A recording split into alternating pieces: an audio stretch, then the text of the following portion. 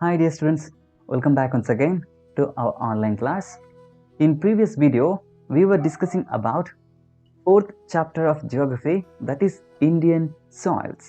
Yes, and we have already discussed about up to laterite soil, which was the fourth type. Now in this video, let's continue about fifth one, that is desert soil. What do you mean by desert? Desert andre ಮರುಭೂಮಿ ಈ ರೀತಿ complete Sandy area.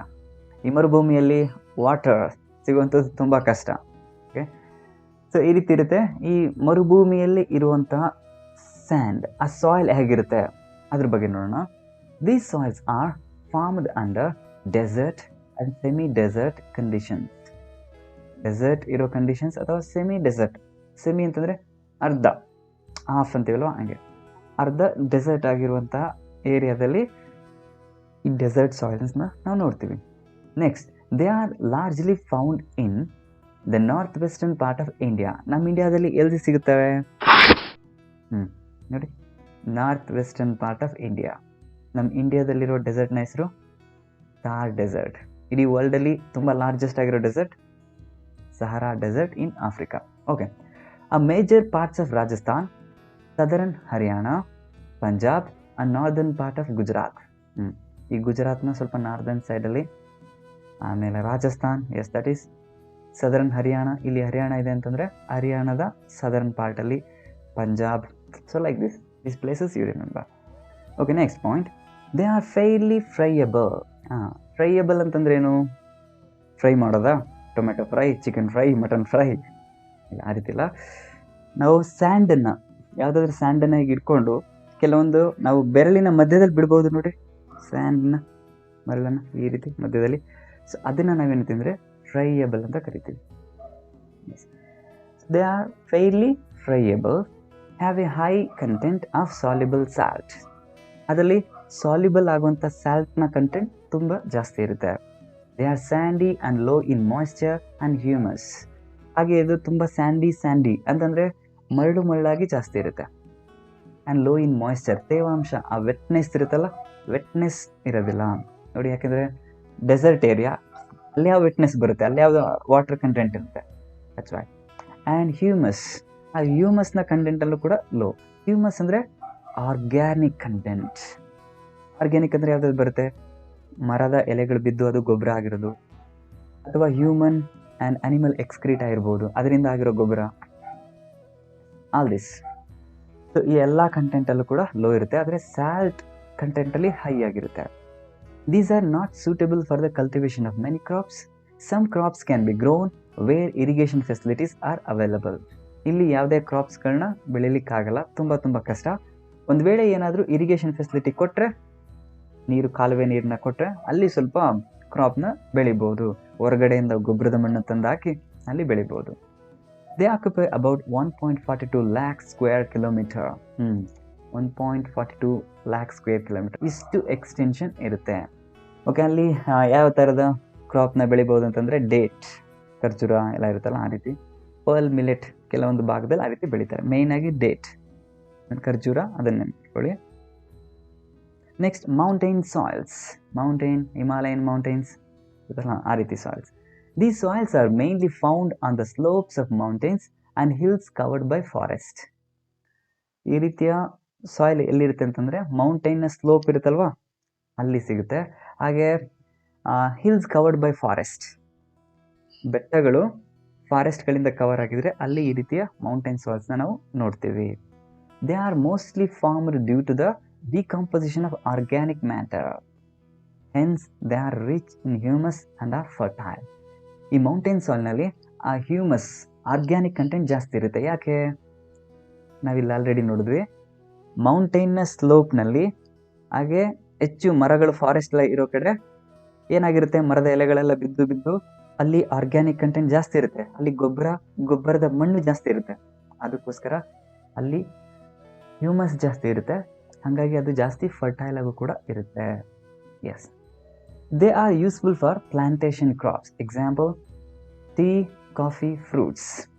ಇದು plantation ಕ್ರಾಪ್ಸ್ಗಳು. ಈ tea, coffee ಮತ್ತು ಫ್ರೂಟ್ಸ್ಗಳಂತ ಏನು ನೋಡ್ತೀವಿ ಅದಕ್ಕೆ ಬೆಸ್ಟ್ ಸೂಟೇಬಲ್ ಆಗಿ ಎಸ್ ನೋಡಿ, ಇಲ್ಲಿ ಅಸ್ಸಾಂನಲ್ಲಿ ಅಸ್ಸಾಂ ಟೀ, ಹಾಗೆ ಕಾಫಿ, ಇಲ್ಲಿ ವೆಸ್ಟರ್ನ್ ಘಾಟ್ಸಲ್ಲಿ ಕಾಫಿ ಎಲ್ಲ ಇರ್ತಲ್ಲ, like that. They are largely found in Jammu and Kashmir, Himachal Pradesh, Manipur States and along the western Ghats. ಇಲ್ಲಿ ವೆಸ್ಟರ್ನ್ ಘಾಟ್ಸಲ್ಲಿ ಕಾಫಿ ಬೆಳಿತೀವಲ್ಲ, ಹಾಗೆ ಜಮ್ಮು ಕಾಶ್ಮೀರದಲ್ಲಿ ಇರುತ್ತೆ. ನೆಕ್ಸ್ಟು ಹಿಮಾಚಲ್ ಪ್ರದೇಶ್, ಇಲ್ಲಿ ಮಣಿಪುರ್, ಎಲ್ಲ ಪ್ಲೇಸ್ಗಳನ್ನ ಹೇಳಿದ್ದಾರೆ ನೋಡಿ. ಇಲ್ಲಿ ಜಾಸ್ತಿ coffee, tea, fruits, Kashmir apple famous ತಾನೆ, like that. So next, these soils cover an area of 2.85 lakh square kilometer. ಇಷ್ಟು ಎಕ್ಸ್ಟೆನ್ಷನ್ ಇರುತ್ತೆ ಇಂಡಿಯಾದಲ್ಲಿ. ನಾವು ನೋಡಿದ್ವಲ್ಲ, Jammu Kashmir, Himachal Pradesh and Manipur. Next Western Ghats. Let's move on.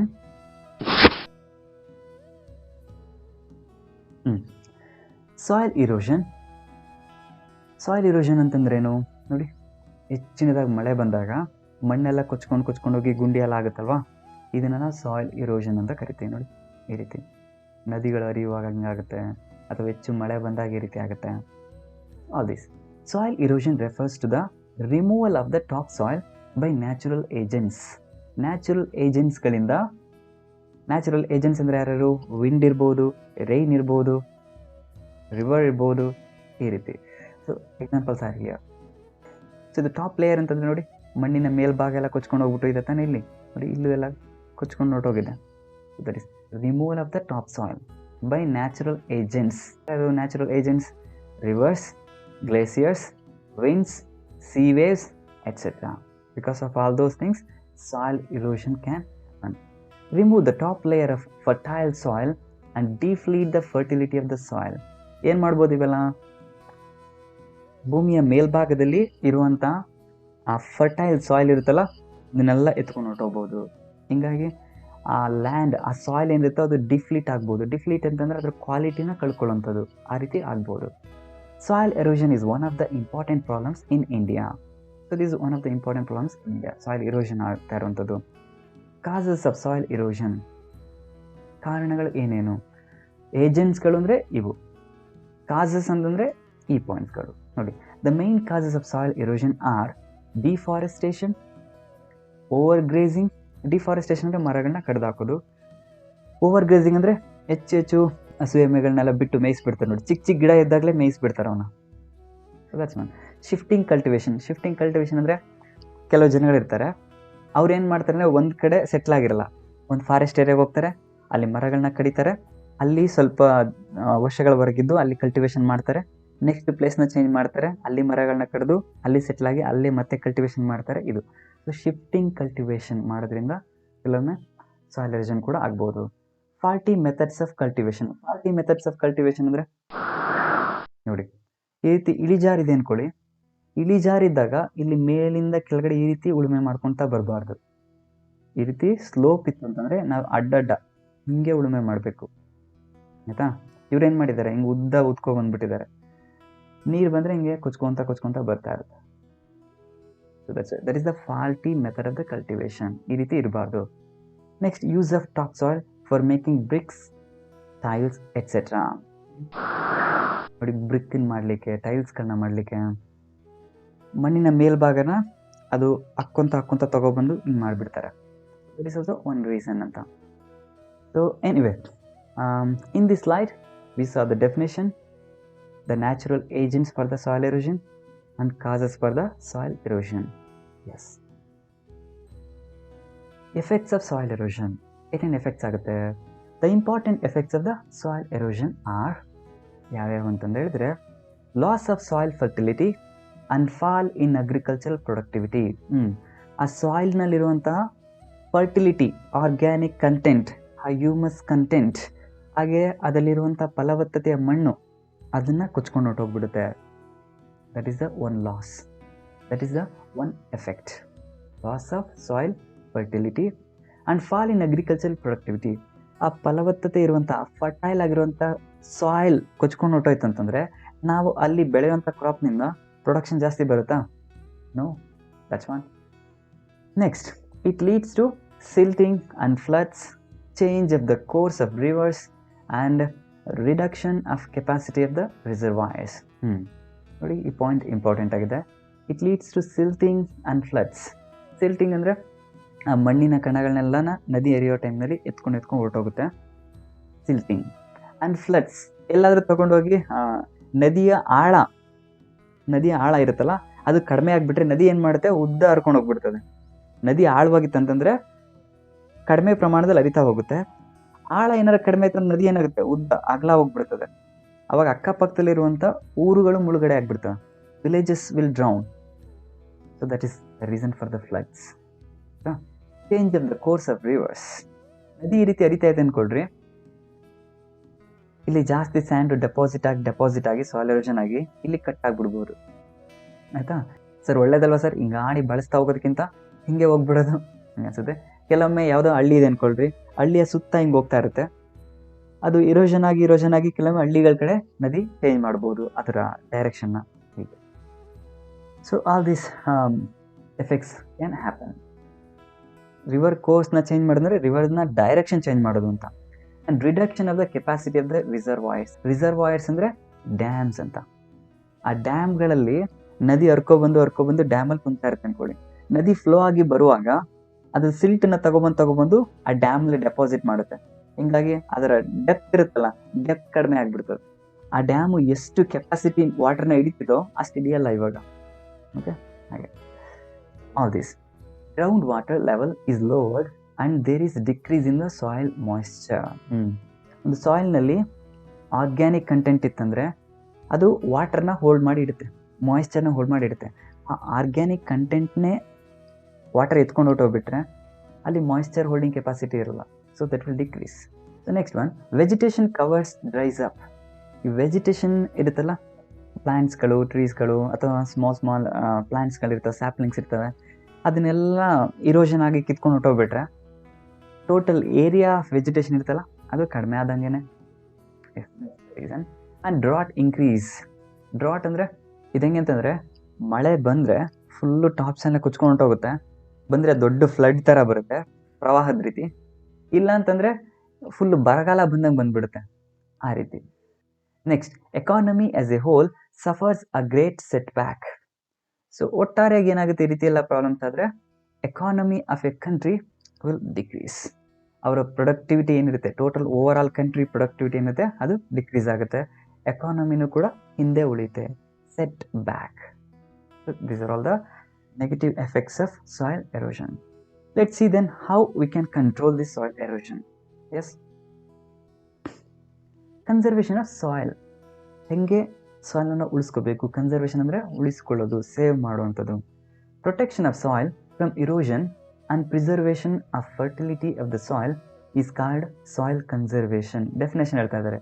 What you mean by soil conservation? Means protection of soil from erosion, ಆ erosion ಆಗೋದ್ರಿಂದ ತಡೆಯುವಂಥದ್ದು. And preservation of fertility of the soil, ಹಾಗೆ ಆ ಮಣ್ಣಿನಲ್ಲಿ ಇರುವಂತಹ ಆ ಫರ್ಟಿಲಿಟಿನ ಉಳಿಸ್ಕೊಳ್ಳುವಂಥದ್ದು. This is called as soil conservation. Okay, S.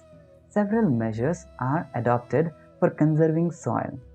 ಯಾವ್ಯಾವ ಮೆಥಡ್ಸ್ಗಳಿದೆ ಸಾಯಿಲ್ ಕನ್ಸರ್ವ್ ಮಾಡಲಿಕ್ಕೆ? ನೋಡಿ, ಅಫಾರೆಸ್ಟೇಷನ್ ಆ್ಯಂಡ್ ರೀಫಾರೆಸ್ಟೇಷನ್. ಅಫಾರೆಸ್ಟೇಷನ್ ಅಂದರೆ ಮರಗಳನ್ನ ಜಾಸ್ತಿ ಬೆಳೆಸುವಂಥದ್ದು, ಫಾರೆಸ್ಟ್ ಬೆಳೆಸುವಂಥದ್ದು. ರೀಫಾರೆಸ್ಟೇಷನ್ ಅಂದರೆ ಆಲ್ರೆಡಿ ಯಾವುದಾದ್ರೂ ಮರಗಳನ್ನ ಕಡಿದಿದ್ರೆ ಫಾರೆಸ್ಟಲ್ಲಿ ಅದನ್ನು ಮತ್ತೆ ರೀಫಾರೆಸ್ಟೇಷನ್ ಮಾಡುವಂಥದ್ದು. ಕಂಟ್ರೋಲ್ಡ್ ಓವರ್ ಗ್ರೇಸಿಂಗ್, ಅತಿಯಾಗಿ ದನ ಎಮ್ಮೆಗಳನ್ನ ಬಿಟ್ಟು ಜಾಸ್ತಿ ಮೇಯಿಸ್ತಾರೆ ನೋಡ್ರಿ, ಅದನ್ನೆಲ್ಲ ಸ್ವಲ್ಪ ಕಂಟ್ರೋಲ್ ಆಗಿಡಬೇಕು. ಯಾಕೆಂದರೆ ಚಿಕ್ಕ ಸಸಿನೆಲ್ಲ ಮೇಯ್ದುಬಿಟ್ರೆ, ಅದನ್ನು ತಿಂದುಕೊಂಡ್ಬಿಟ್ರೆ then it's difficult to make any afforestation. That's what. Contour farming ಅಂತಂದರೆ ನೋಡಿ, ಸ್ಲೋಪ್ ಇದೆ ಅಂದ್ಕೊಳ್ಳಿ, ಈ ರೀತಿ ಸ್ಲೋಪ್ ಇದೆ, ಅಲ್ಲಿ ಈ ರೀತಿ ಉಳುಮೆ ಮಾಡೋದ್ರ ಬದಲಿಗೆ ಇಳಿಜಾರಿಗೆ ಉಳುಮೆ ಮಾಡೋ ಬದಲಿಗೆ ಇಳಿಜಾರಿಗೆ ಅಗೇನ್ಸ್ಟ್ ಆಗಿ ಈ ರೀತಿ ಅಡ್ಡಡ್ಡ, ಆಯಿತಾ, ಉಳುಮೆ ಮಾಡ್ತಾರೆ, ಕಲ್ಟಿವೇಷನ್ ಮಾಡ್ತಾರೆ. ಅದನ್ನು ನಾವು ಕಾಂಟೂರ್ ಫಾರ್ಮಿಂಗ್ ಅಂತ ಕರಿತೀವಿ. Next, construction of check dams. ಚಿಕ್ಕ ಚೆಕ್ ಡ್ಯಾಮ್ಸ್ಗಳನ್ನ ಕನ್ಸ್ಟ್ರಕ್ಷನ್ ಮಾಡುವಂಥದ್ದು. ಹಾಗೆ next, contour bunding, this is one. Next, gully control and bench terracing. See, these are also one measures. Bench terracing ಅಂದರೆ ಇಲ್ಲಿ ನೋಡಿ, ಟೆರೇಸಿಂಗ್ ರೀತಿ ಮಾಡಿದ್ರೆ ಟೆರೇಸ್ಗಳ ರೀತಿ. ಎಸ್. ಗಲ್ಲಿ ಕಂಟ್ರೋಲ್ ಅಂತಂದರೆ ಆಲ್ರೆಡಿ ಕೊರಕಲು ಗುಂಡಿ ಇರುತ್ತೆ ಅಂದ್ಕೊಳ್ರಿ, ಅದನ್ನ ಹಾಗೆ ಬಿಟ್ಟರೆ ನೀರು ಹರಿದು ಇನ್ನೂ ಜಾಸ್ತಿ ಗುಂಡಿ ಆಗಿಬಿಡುತ್ತೆ. ಅದಕ್ಕೆ ಅದನ್ನ ಕಂಟ್ರೋಲ್ ಮಾಡಬೇಕು ಅಂತ. So these are all the points and the methods to conserve the soil. Yes, there is an urgent need to conserve soil under the 5-year plans. Much importance given for this aspect. Okay? At present ಅಲ್ಲಿ this is an urgent need, ತುಂಬ ಅವಶ್ಯಕತೆ ಇರುವಂಥದ್ದು ಸಾಯಿಲ್ನ conserve ಮಾಡುವಂಥದ್ದು. So at present to conserve the soil it's urgent need, ತುಂಬ ಅವಶ್ಯಕತೆ ಇರುವಂಥದ್ದು. ಹಾಗೆ 5-year ಪ್ಲ್ಯಾನ್ಸ್ನಲ್ಲಿ ಇದ್ರ ಬಗ್ಗೆ ಇಂಪಾರ್ಟೆನ್ಸ್ನ ಕೊಟ್ಟಿದ್ರು ನಮ್ಮ ಇಂಡಿಯಾದಲ್ಲಿ. Yes, so this is a small topic, students, and an easy topic. So I moved very fast. So that's all for today. Take care. Bye bye.